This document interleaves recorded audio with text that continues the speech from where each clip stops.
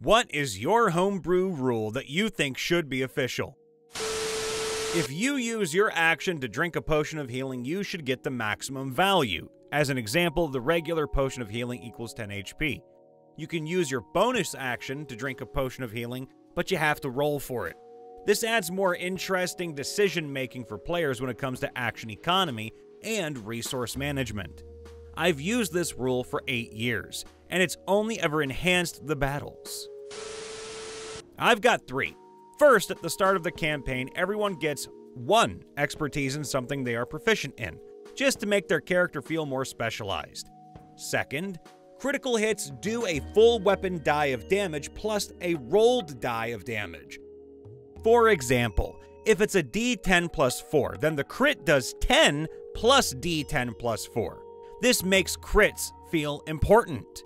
Lastly, when we roll for stats at session 0, everyone rolls a set of 4d6, drops the lowest die 7 times, and drops the lowest set. Then everyone agrees whose rolls to use. This standardizes chaos, and the group has to decide whether they want those 2 17s if it means getting a 10. Everyone gets a feat at level 1, regardless of race. Also, whoever can recap the previous session gets inspiration, although that probably doesn't need to be official. Oh, and by the way, no, variant humans still only get 1 feat. But now, so does every other race. Also, ASI isn't an alternative option, just a feat. Getting reduced to 0 HP gives a level of exhaustion. It adds actual consequences to going down and makes it so you can't just wait until somebody's down to heal them. My favorite is that all perception, insight, and investigation rolls are done by the DM. This way, the player doesn't know if they rolled a 1 or a 20, and they have to believe the information they get. That being said, I've only had one DM who would actually remember to do it, but it helped a lot with roleplay, since you didn't have a number telling you how good it was. You just had to trust that you did well. Now, my least favorite, though, is uncapped fall damage. Sure, rescale it so the damage is higher, but terminal velocity is a thing. Drinking a potion as a bonus action requires a roll for the healing effect, but using an action gives the full effect. This means you can quickly get some HP in a pinch, but taking your time is better if you're trying to really maximize the healing. No caster retraining. If there's sufficient downtime, no casters can switch spells. That way, they're not so locked into their choices and can experiment a bit, especially if they're new to a class. The spells have to be the same level, of course. Replacing spells with one of a different level is reserved for level ups. At level 5, they can replace a number of spells equal to their spell modifier plus proficiency bonus if they have at least a week of downtime. Pre-level 5, it's just proficiency bonus.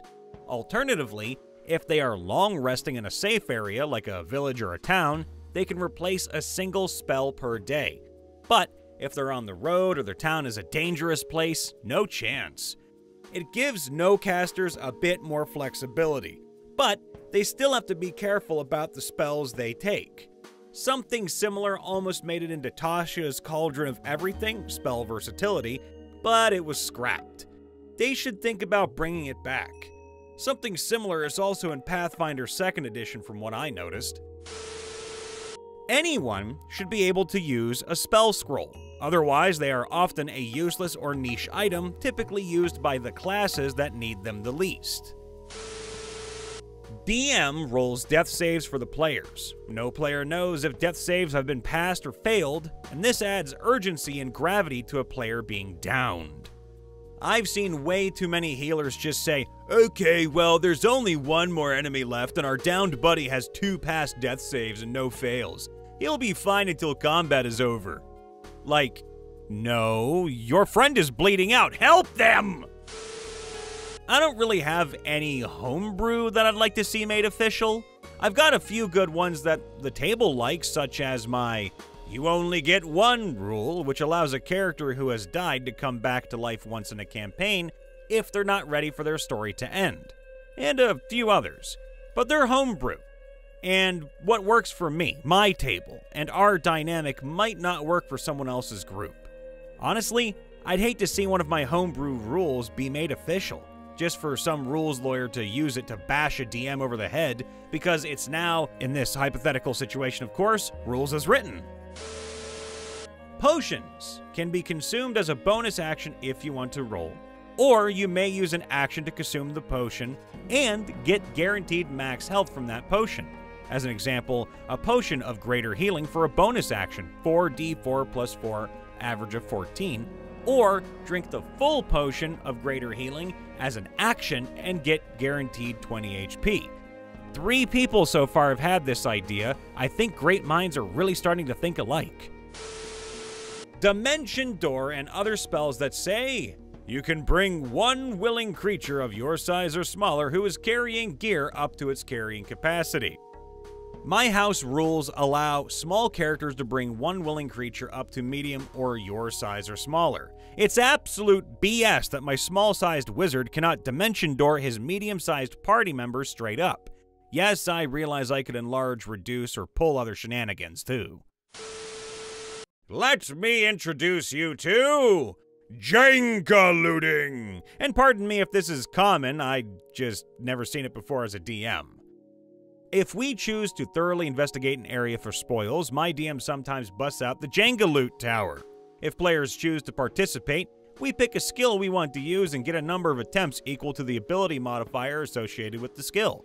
The tiles are either blank, have green dots on them, loot table rolls or sometimes specific items, or red dots, encounter rolls or something similar, and if we crash the tower, well, it can get ugly. So while there is an opportunity to rake in a ton of loot, we usually give up early on out of sheer terror.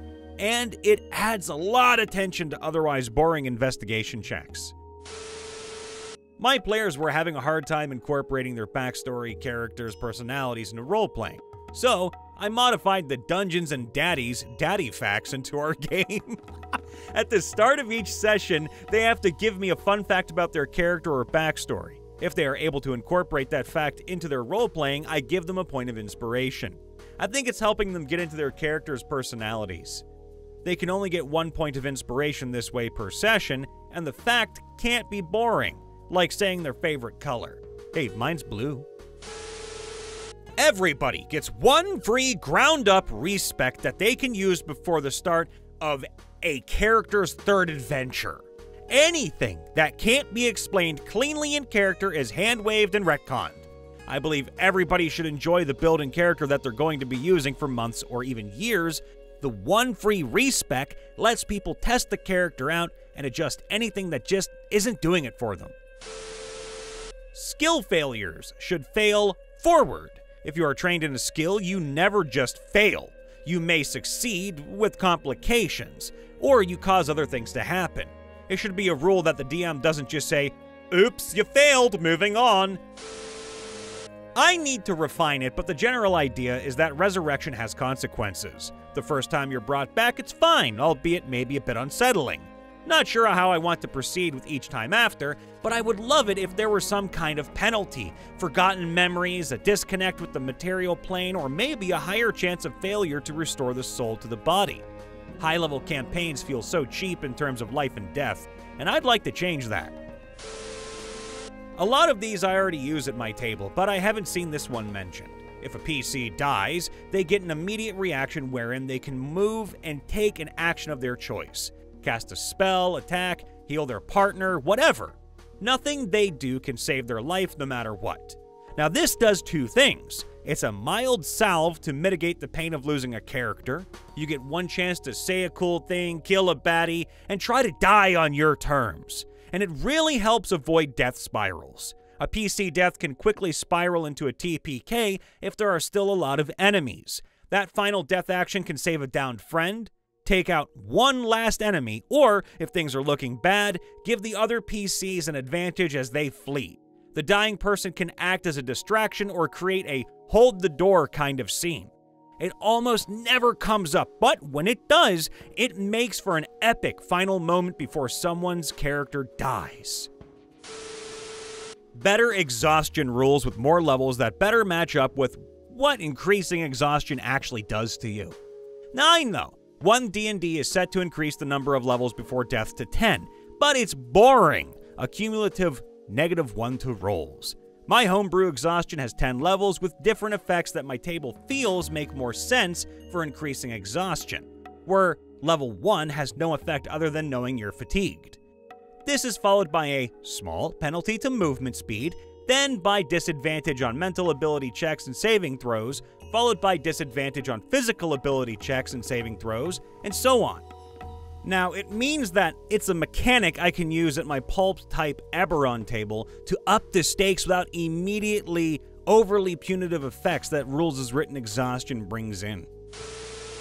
If you can prepare X number of spells per day from a table, I will allow you to use any of those spells at any point up until you exhaust that number. For example, if you're a cleric who can prepare 5 spells per day, I'm not going to make you sit down and decide which 5 you're preparing at the start of every in-game day. I will just allow you to use whatever 5 you want within a given day, even if you choose them on the fly. So this one is a little strange, but abilities that state damage dealt from X source counts as magical for the purpose of overcoming resistance and immunity to magical damage. As an example, Monk's 6th level ability still work under anti-magic field. For me, if the wording was intended to just make the damage magical, it would say that. But nope, counts as magical just for the purpose of overcoming resistance and immunity. Thus, those features aren't magical and still work under anti-magic field. Clever. I like to implement a rule that gives my players some freedom when it comes to how the campaign steers, especially for things like requested items or character ideas and such, including slightly overpowered ones, while making sure it doesn't get massively out of hand. I'm still new to DMing, so yeah. If you can make a reasonable explanation for why this thing is here, I'll allow it. For example, a strange magical artifact being somewhere it shouldn't be, or an ASMR in hell. My first campaign was based slightly on Has-Been Hotel in terms of setting. I find that it allows players to work more on what they want, make it fit with the story, and gives them what they want, all while avoiding potentially derailing the entire campaign. Hey everybody, Brian Von VA checking in after the vid. Make sure to leave a like, subscribe, ring that bell, and of course, if you want to keep the lights on in the lawns mode, make sure to sign up for our membership. You don't got to, but you do get early access to videos and maybe some outtakes and other goodies too. We'll see. No, nothing official yet. We love you all. Please be safe, happy, and healthy, and we'll see you next time. Bye for now.